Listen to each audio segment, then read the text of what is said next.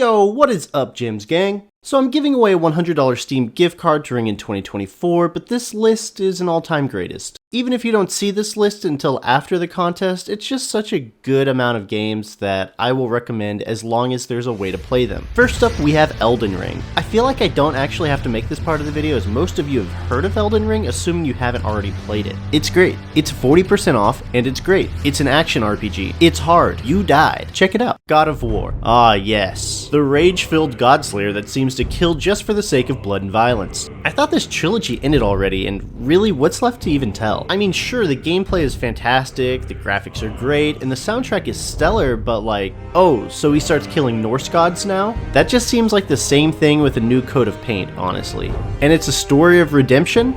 Well, like, I suppose if anyone were to tell a gripping story of forgiveness, the God of War is a good example. Wait, it's an alternative take on Norse mythology by removing a central god and exploring the effects of that god never being part of the pantheon?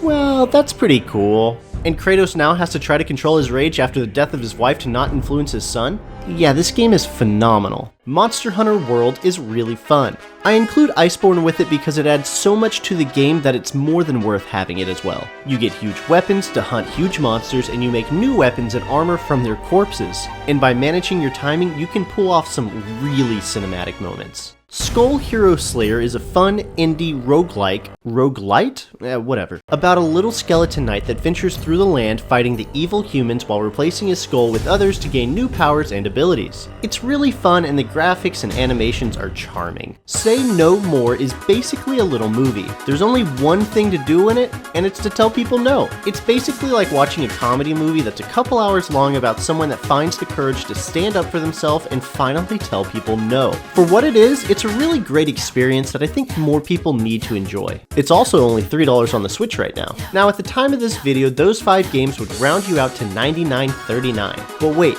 what if I made a second list of more games that were cheaper? Well, here's 15 more that total out to $98.56 for you to think about. Detroit Become Human is an interactive movie where you take on the role of 3 different characters going through the narrative. When I say interactive movie, I don't mean that you only make decisions and the movie continues on. You will spend a lot of time walking around and finding clues during your playthrough. There are some quick time events thrown in, so be ever present while watching the cutscenes. It tackles some sensitive real-world issues and things I don't want to discuss on my channel without being a nerd, so I'm gonna leave it at that. The game was fun, and I managed to get the ending that I wanted without knowing it. Please don't get political in the comments. Yakuza Like a Dragon is only $12, which is cool because it's normally $60.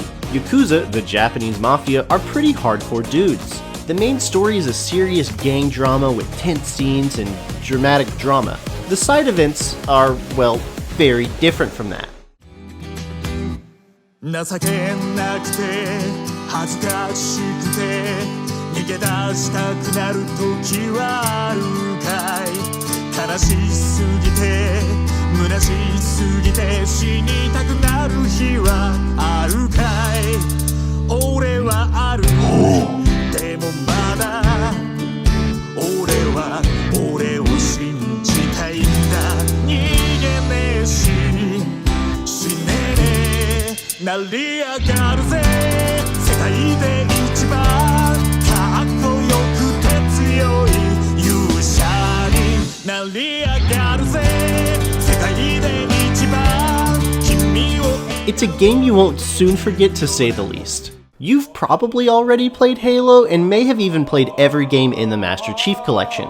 But if you haven't, you simply have to. It's more than just sitting in your living room playing death matches with your friends. It's more than playing online and grinding for that killtacular.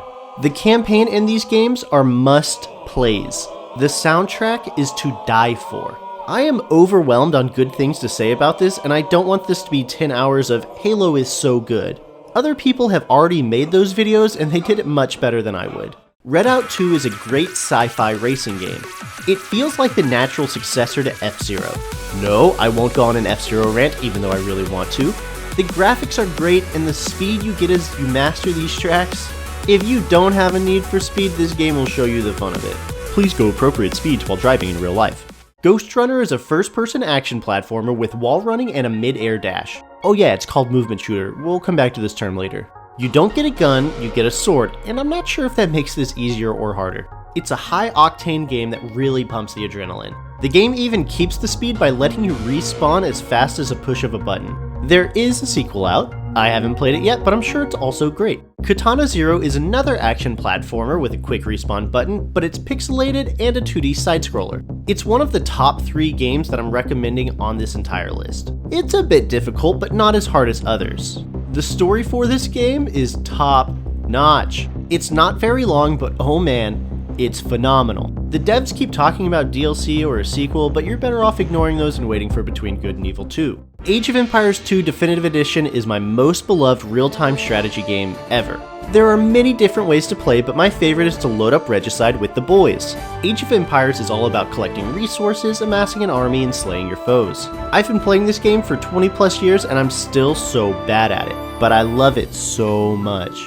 The shortest game I've played is probably about an hour, although I'm sure these can be much shorter. While the longest I played was, well, it says 14 hours, but we played on 2 times speed, so about 7.5, and it was glorious. This is set after the days of Rome, but if you find yourself thinking about the Roman Empire, this might be the game for you. SYNTHETIK Legion Rising is the spiritual successor to the bullet hell mayhem of classic arcade shooters, but with a roguelike twist and a futuristic sheen. It has fast-paced, room-clearing chaos of Smash TV, but injected with cybernetic upgrades. In SYNTHETIK, you're not just dodging bullets, you're also managing an arsenal of high-tech weaponry, each with its own set of rules and recoil. It's as if the strategic gunplay of modern shooters was married to the relentless action of your arcade favorites. The game demands quick reflexes and quicker thinking, making every session a heart-pounding, adrenaline-fueled rush. It's not just about surviving the onslaught, it's about mastering it one explosive round at a time. Terraria is 2D Minecraft. If you disagree, I'm sorry, but it is. You gather resources, you build stuff, you craft stuff, you fight stuff, you try to survive. I think the weapons and bosses are better in Terraria, especially when you add the free Calamity Mod to the game, but it's seriously just 2D Minecraft. Yes, Your Grace is a game that puts you on the throne, not just to rule, but to feel the heavy weight of the crown. In this game, you're a husband, a father, and a decision maker whose choices will affect the fate of your kingdom and family. As you listen to your subject's seemingly mundane quest, you realize that every decision ripples through your kingdom's future. The art is charmingly medieval, the story is compellingly human, and the moral dilemmas are genuinely gut-wrenching. This game isn't about winning battles, it's about navigating leadership, loyalty, and the often heartbreaking sacrifices of rule.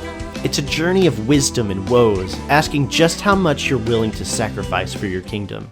Wizard of Legend is another roguelike where you're a wizard going through 3 different randomly generated areas to fight the final boss.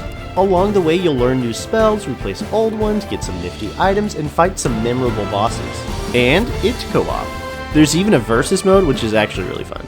Titanfall 2 is another of the top 3 games I recommend on this list. It's a first-person movement shooter with a campaign that'll make you frustrated that Apex Legends prevented a 3rd one from even coming out. But seriously, this campaign is crazy good.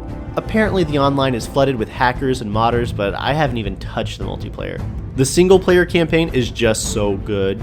The story is surprisingly emotional. Play it, please. The Witcher 2.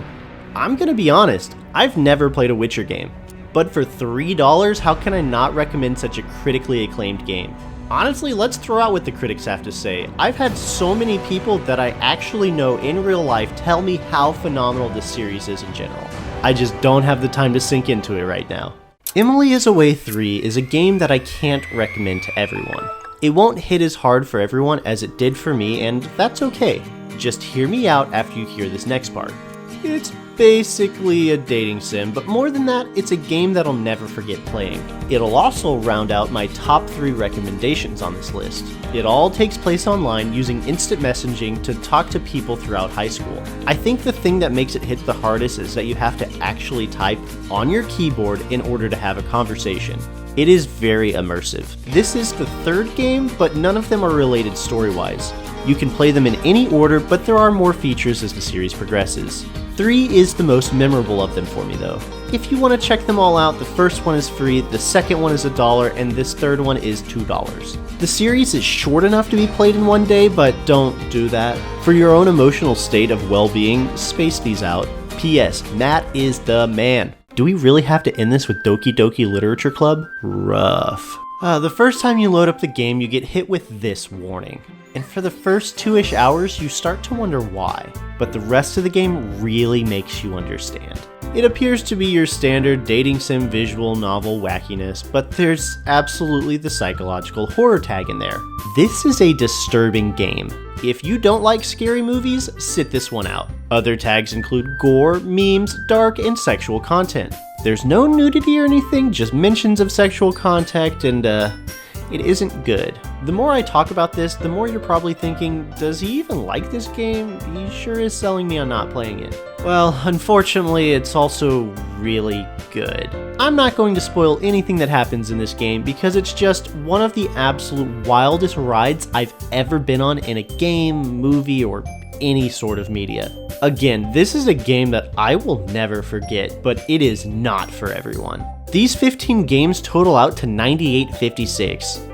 Let's add Emily's Away 1 and 2 to finish this up at 99.56. Pretty good if I say so myself. I don't know how to end this video. Subscribe? Like the video? I love you?